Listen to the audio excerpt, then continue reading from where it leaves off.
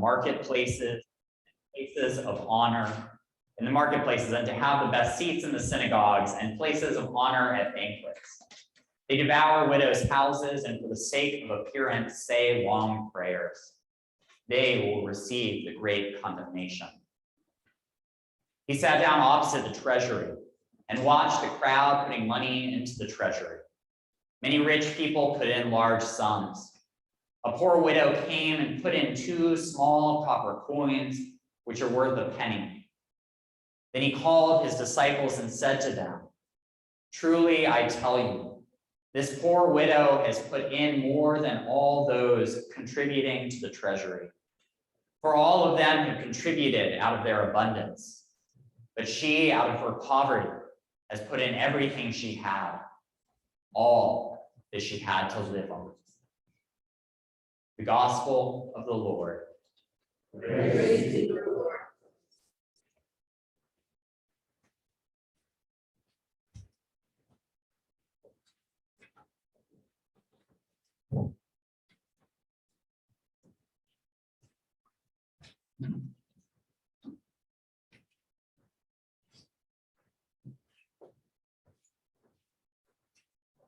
Beware of the scribes who like to walk around in long robes and to be greeted with respect in the marketplaces and to have the best seats in the synagogues and the places of honor at banquets. They devour widows' houses and for the sake of appearance, say long prayers. Please be seated.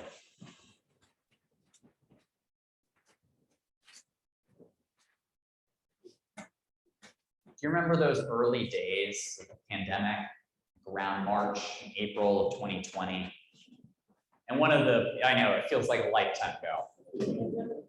And one of those peculiar rituals that emerged at that time, where folks would go out onto their porches or stand on their driveways or out in their yards at 7 p.m. on certain weeknights and clap or bang pots or make some other noise to honor healthcare workers and other frontline workers. I'm sure many of you participated in one of those. I know I did it multiple times. It felt like this intense moment of connection, of doing something together in a way that cut through the isolation. It felt like I was a part of something. That clapping was happening around the world, and it quickly became a way of showing support for those on the front lines of the COVID crisis. A recognition of the sacrifices that we saw healthcare and other workers making. In the midst of our hopelessness, it felt like something we could do. And it had some real and positive effects. I dug back to news articles that were coming out at the time that were describing this phenomenon, this ritual that was happening, and interviewing nurses and other healthcare workers who talked about being brought almost to tears nightly by those sounds of support and encouragement. That ritual came to signify, and so that ritual, which I think really bolstered and boosted some of those folks who were the ones being clapped for, also had some other unintended effects. I think that ritual, that nightly kind of coming out of our doors to clap, to bang pots together, in some ways came to signify the disparate experiences that people in our country were having in those early days of the pandemic.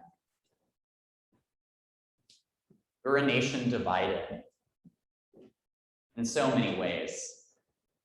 And there were those of us, myself included, who in those first early days were able to heed the stay-at-home orders, and our lives adapted to being confined to our houses.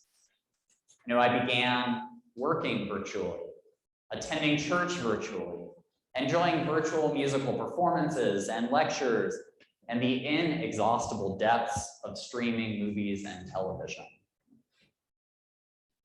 All from the comfort of our apartment.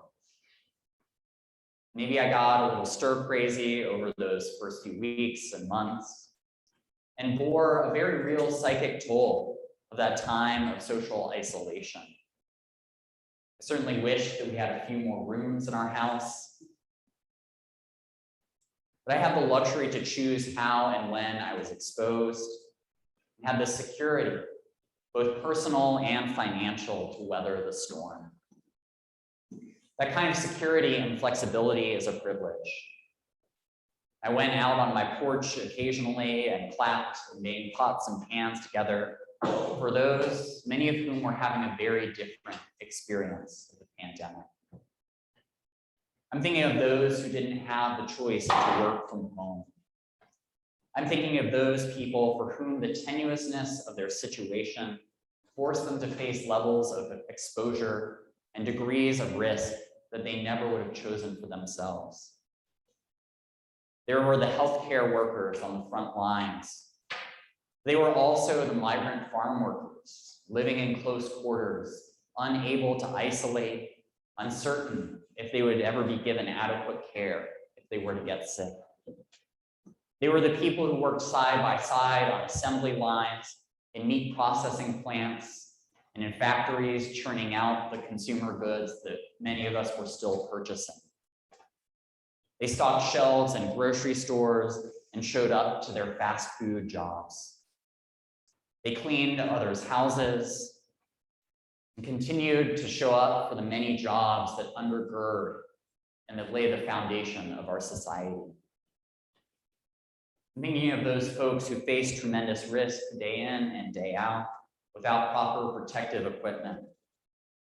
Those folks who died at disproportionately higher rates, who didn't have the privilege or the luxury of choice.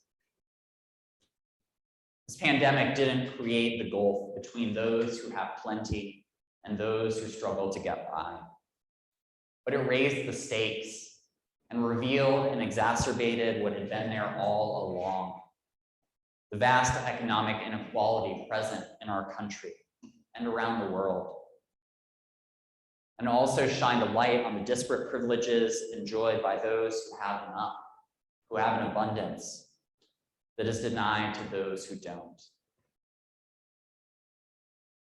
And in that way, our world isn't that different from the world that Jesus and his disciples inhabited. It too was a complex and stratified society, marked by disparities in class, ethnicity, religion, economic status. This group of people we encounter today, the scribes, were an elevated class. They occupied positions of prestige. They were the interpreters of the law, who had both that sort of secular legal role as well as a religious one. And their ability to interpret that law determined what was right or wrong, good or bad, pure and impure, according to God's law. And that role as arbiter made the scribes good friends and allies to have. Widows, on the other hand, like the one we hear about in Zarephath in our Old Testament reading, as well as the one in our gospel, existed at the margins of society. They were denied full rights and autonomy over their own lives. Even wealthy widows faced a high degree of uncertainty. They often weren't given full control of their deceased husbands' estates and were coerced into putting their money into the hands of the scribes to manage it for them. And it's this practice that Jesus is calling out today when he refers to the scribes devouring widows' houses. And then there were widows like the one who Jesus observes putting her 2 coins into the coffer of the temple. She's been left with nothing. There were few opportunities for women like her in that day to earn an income, and she would have been forced to rely on the charity of others to maintain her livelihood. And yet, these scribes and authorities, the same ones who were reading and interpreting the law that commanded them to care for the widow and the orphan, they still expected this widow to give, to donate what little she had to support the temple that paid their own wages. The traditional interpretation of this passage focuses intensely on the exemplary generosity of this widow. It focuses on this woman who reaches deep to give the little that she has, who sacrifices her own well-being to the service of God. But if you look at Jesus' language, he isn't necessarily praising her or saying that this is a good thing or that she is some kind of example to follow. He simply states that her gift represents more than that of the wealthy patrons. For Jesus, this widow is a tragic figure. Her precarious position has been exploited and created by the scribes and religious officials. Those same religious leaders who claim to speak for God and to work for the good of the orphan and the widow. They have created a system that benefits themselves. They hold up a social system that has left this widow with only 2 coins to her name and has asked her even to give those up. The scribes have stood outside their doors and clapped without truly seeking to change the situation this widow finds herself in. They've left her with no choice but to sacrifice the last of what she has. A number of years ago, I attended a talk by the Black Lives Matter activist, DeRay McKesson. It happened in the year after Michael Brown's death in Ferguson, Missouri. And there's a lot that I remember about that talk, but there's one line in particular that I go back to time and again that has caused me to reflect on my own life. He gave a call to action to everyone in that lecture hall to use our privilege to dismantle our privilege. And I think that what Jesus is lifting up in our gospel today is something similar. The scribes have used their privilege, their status, their position of authority, their wealth, their power, to garner more privilege for themselves, to increase their own standing in their community, to increase the size of their own wealth. By pointing out their hypocrisy, Jesus is challenging them to instead use that same authority and social capital, not for their own sake and their own benefit, but for the sake of the orphan and the outcast, the widow and the stranger in their land. I remember those evenings on my front porch clapping and wonder what I was doing in that moment. Was that small act doing anything to support those who didn't have the privilege of staying home and staying safe?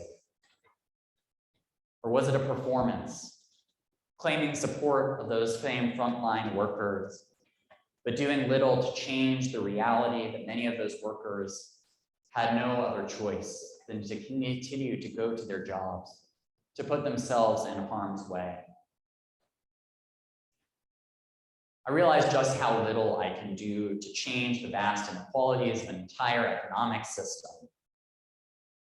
But I can reflect on my own place within that system and to refuse to be at ease with it.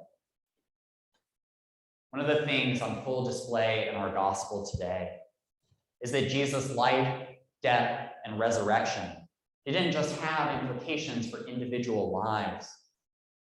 Yes, he calls his followers to faithful discipleship. But in the resurrection, he promises something greater. He promises the destruction of the abuses of the temple, the overturning of unjust and exploitative systems. He promises that the first will be last and the last first. In short, he promises the remaking of the world as we know it.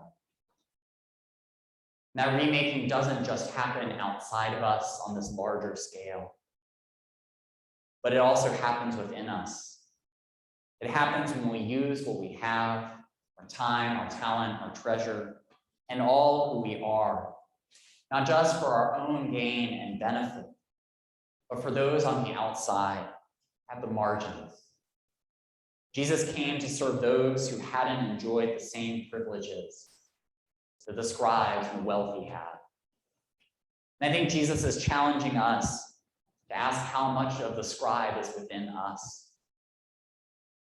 He's telling us not to just stand on the outside and clap, but to go to the places where people are struggling, to stand with them in solidarity, to see what it is that they are having to deal with, and to work with them to create that more just world. He's calling for those who have much to give ourselves freely and fully, that others might enjoy those same benefits that we have. He's calling us to be heralds of that new world, the one that is being shaped even now in the image of God's love. A world where nobody will have to make that impossible choice between fulfilling religious obligation and preserving their own life. I think the hymn that we open with today summed it up perfectly. It offers us this prayer that we can take with us as we think about how we move forward in light of this gospel. Take my life and let it be consecrated, O Lord, to thee.